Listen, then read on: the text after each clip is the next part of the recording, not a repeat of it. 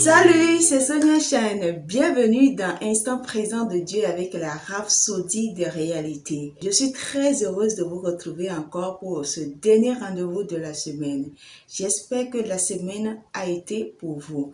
En tout cas, moi, je rends grâce à Dieu. Et le thème du jour est un thème vraiment lourd, c'est du lourd. Je suis sûre que ça va encore nous permettre de comprendre davantage ce que nous avons, les privilèges ou bien ce qui nous revient en tant que nouvelle créature en Jésus-Christ. Le thème du jour est intitulé « Le règne de la mort est terminé ». En tout cas, en ce qui concerne la nouvelle créature, la mort n'a plus de pouvoir sur nous. On n'a pas peur de la mort parce qu'il n'est pas un facteur, parce qu'il n'a pas de pouvoir sur nous. Nous ne subissons pas la mort et les dictats de la mort.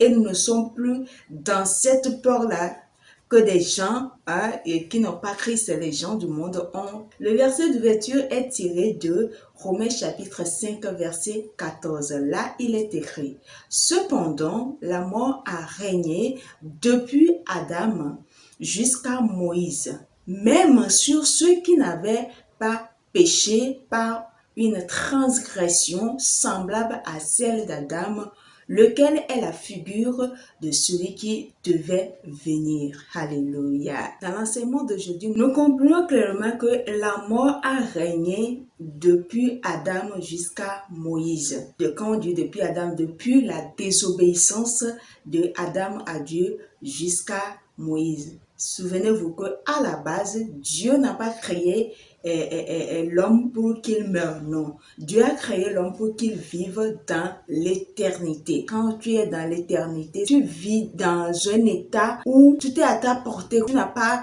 à faire d'efforts, tu n'as pas à faire avec la maladie. Tu as la vie de Dieu, tu communiques avec la divinité, tu vis dans la présence de Dieu. C'est comme cela l'idée première de Dieu quand il avait créé Adam et Ève. Même malheureusement, Adam a désobéi à Dieu. Nous voyons qu'à partir de la désobéissance d'Adam à Dieu, Satan est devenu le Dieu de ce monde, ce qui a entraîné de manière significative le règne de la mort. Souvenez-vous, Dieu a dit à Adam, le jour où tu en mangeras ce fruit, tu mourras. Ce n'est pas une mort physique dont Dieu parlait. Dieu parlait d'une mort spirituelle en réalité. Et la mort spirituelle n'est que la cause de la mort physique. Comme j'ai l'habitude de le dire ici, l'homme est d'abord esprit. La vie, elle est d'abord spirituelle.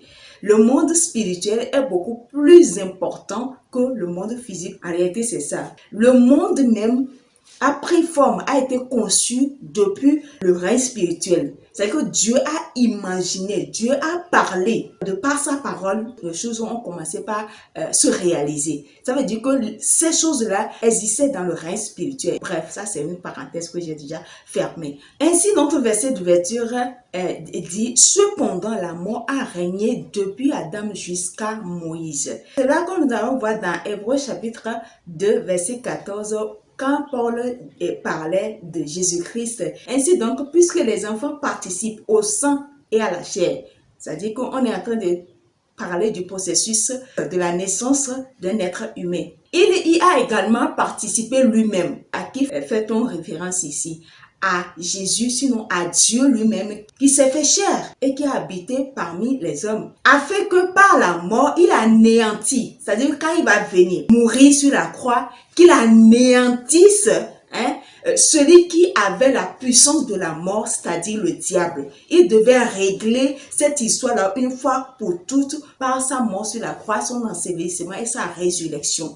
Il est né sur le processus naturel de naissance de tout enfant. Il a fait 9 mois dans le sein de sa maman et qu'il a accouché après comme tout enfant. Sauf que il n'est pas n'importe quel enfant. C'est Dieu lui-même qui s'est fait chair. La mort a régné tout simplement parce que les gens avaient peur. Ils s'efforçaient de respecter les lois et les prescriptions, mais plus ils avaient peur, plus ils tombaient dans les péchés et ils subissaient le dictat de la mort. Donc, nous voyons clairement que c'est Satan qui était derrière ce règne de la mort-là. Donc, nous allons retourner encore dans Hébreux chapitre 2 pour voir encore ce que Paul déclarait par rapport à la mort et comment Jésus-Christ a fini avec la mort. Et Hébreux chapitre 2, verset 14 à 15 dit: ainsi donc, puisque les enfants participent au sang et à la chair, il y a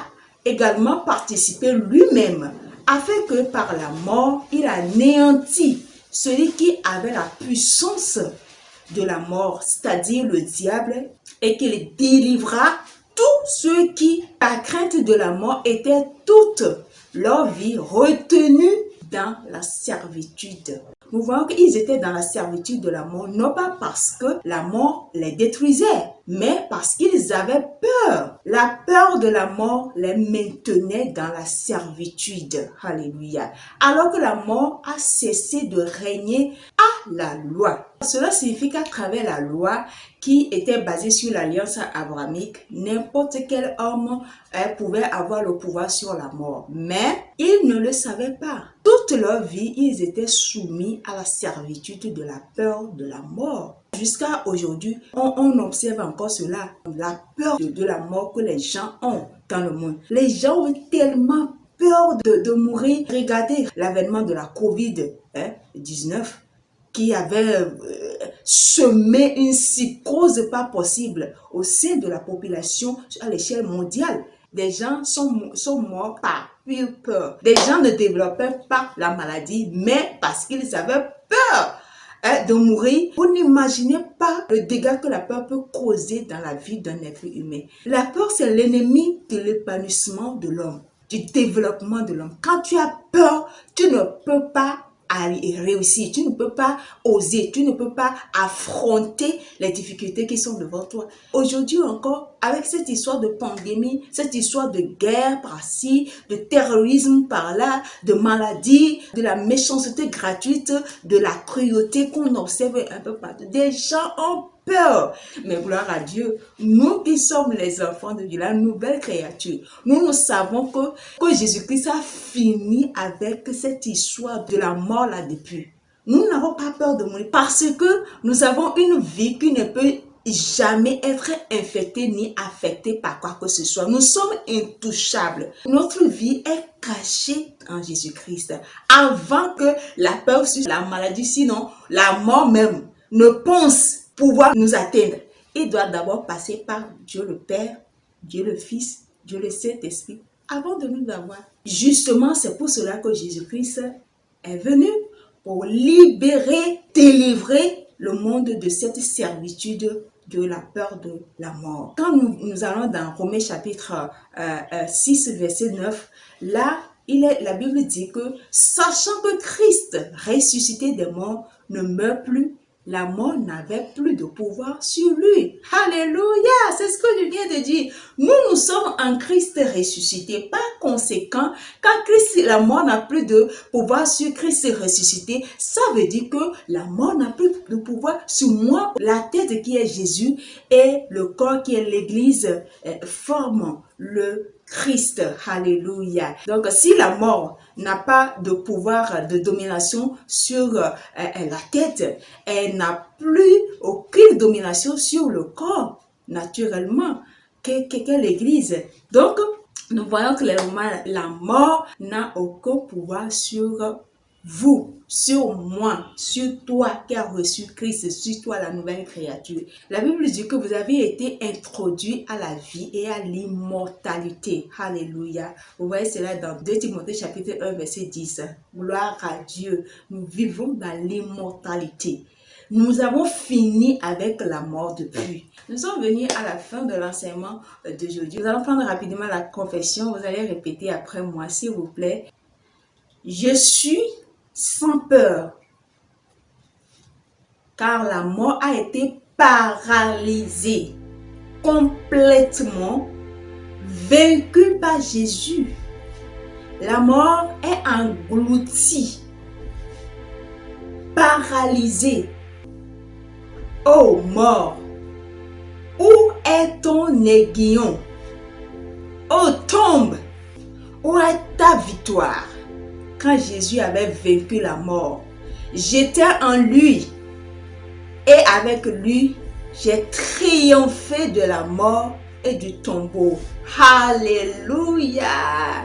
Gloire à Dieu. Pour une étude approfondie à l'enseignement du jour, vous allez lire 1 Corinthiens chapitre 15 verset 51 à 57, la version amplifiée.